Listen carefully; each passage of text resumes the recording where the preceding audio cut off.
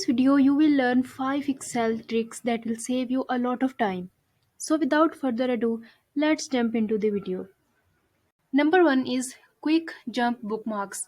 Excel doesn't have a built in bookmark feature, but there's a cool trick you can use to achieve the same result. This is especially useful for larger workbooks with many tabs.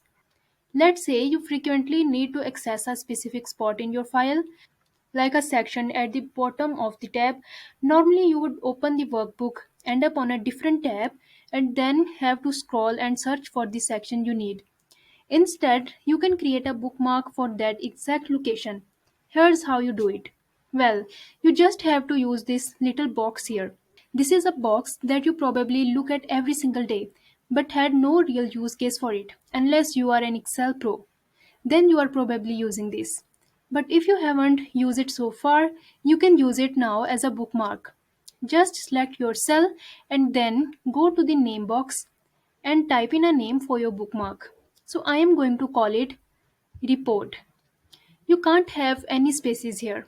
Then press enter. It's helpful to use a consistent naming convention for your bookmarks so they stand out. This is important because the name box include any tables you have in your workbook and you might be using the name manager for other purposes. Now that we have a bookmark for this cell, what does this mean? It means that we can be anywhere in our workbook and we all have to do is click on the drop down to jump to our bookmark. You can also just type in the name of the bookmark. For example, here is report. I'll type it in, press enter, and jump directly to that location. This is a great way to use the name box, which create names in the name manager. If you ever want to delete a bookmark, go to formulas, name manager, find your bookmark, click on delete, confirm with OK, and that bookmark is gone. This trick makes navigating larger workbooks much faster. Now let's move on to the next trick. Imagine you have just received this dataset for the first time. It includes column for month, product, items sold, customer ratings. Now I want to quickly find out across all time periods which 5 products have the highest ratings. How would you go about finding this? What if I told you you can do it with just 2 clicks? You simply click here once, then click on Analyze Data. Sometimes you might find your answer immediately. But since this is a specific question, we will type in give me 5 products with the highest customer ratings and press enter. The result shows the upper 5 product by average customer ratings.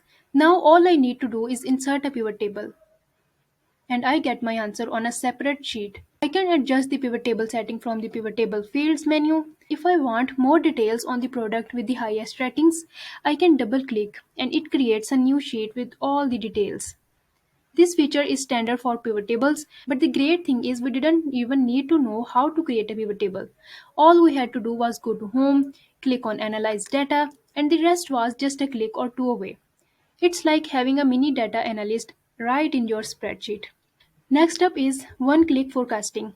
This feature is a lifesaver for anyone dealing with sales or revenue data. Imagine being able to forecast your future sales easily. Well, you don't have to imagine because we are going to do it together right now. Here I have sales data from January 2024 to February 2024. Let's say I want to forecast my sales for the next year and a half. All I need to do is select my dataset by pressing Ctrl A, then go to data and forecast sheet. That's it. My future sales data is automatically forecasted and it even accounts for seasonality. Now it's forecasting many future periods, but I can adjust that right here. For the forecast end, I can click on this calendar picker and set it to the end of December. Under options, there's the confidence interval, which is set to 95%. This means that 95% of my future data points will fall between the lower bound and the upper bound, shown here. Seasonality is set to detect automatically, but you can also set it manually.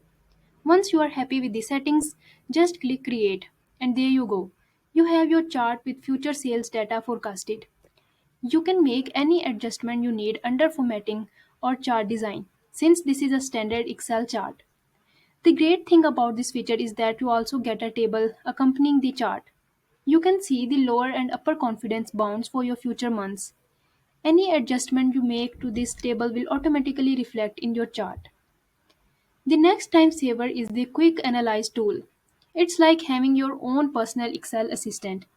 For example, if I have units sold for different product and want to quickly highlight values above 1500, I can press Ctrl plus A, then Ctrl plus Q to bring up the quick analysis tool. This tool shows a variety of options. We can quickly add spark lines, turn the data into a table, add total for sum, average, count, and more. We can also easily add charts.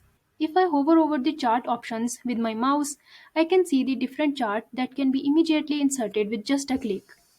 If I want to apply some conditional formatting, I can go to the Formatting tab in the Quick Analysis tool.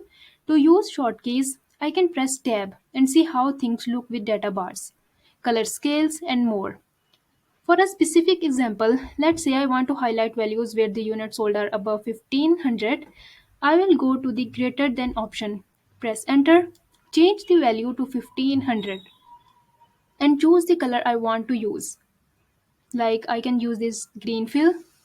You can also use a custom format if you prefer, but I'll stick with green fill in this case and click OK.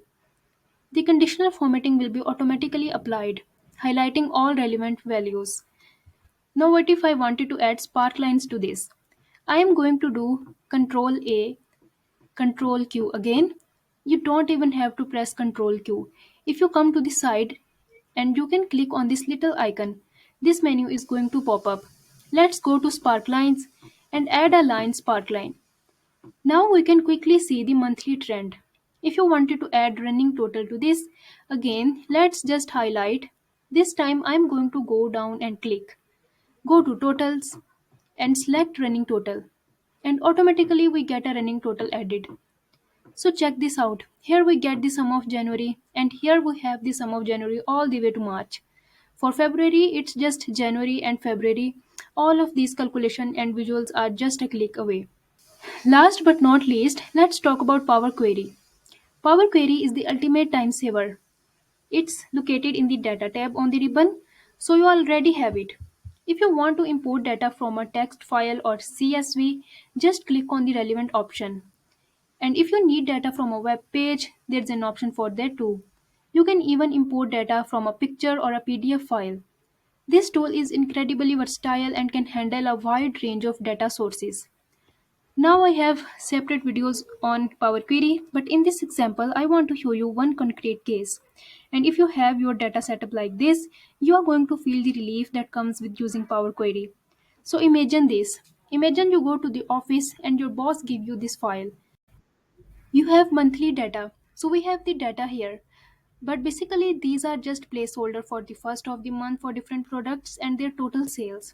And your boss tells you, give me this data in the month format like this. Basically we want to have the months in the columns. So you take a look at this data set and you see, okay, we have over 100 rows of data. How are you going to go about arranging the data to get it in that format? Are you going to first replace these names of the month and then grab the data and copy it over to the right column? Is that the way you are going to go about it? Or if you know Power Query, you are going to do this much faster. We are going to go and select from table range. This will send our data to Power Query. Now add a column, click on date, then months, then name of month. Next I'll select the month column to delete it. Then select month name, go to transform and choose pivot column. Now select the total sales column as our value columns. Click OK and that's it. For our last click, we will send the data back to Excel by clicking on close and load. Now our data is formatted as a matrix by month. That's 10 or fewer clicks to transform the data. How cool is that? And there's so much more that Power Query can do. Okay, so that was the 5 tricks. If you knew any of these before, let me know in the comment section below and I'll see you in my next video.